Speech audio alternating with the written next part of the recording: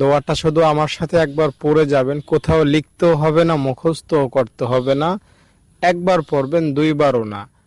আপনার গোটা জীবনের জানা অজানা যত গুনাহ আছে সব মাফ হবে।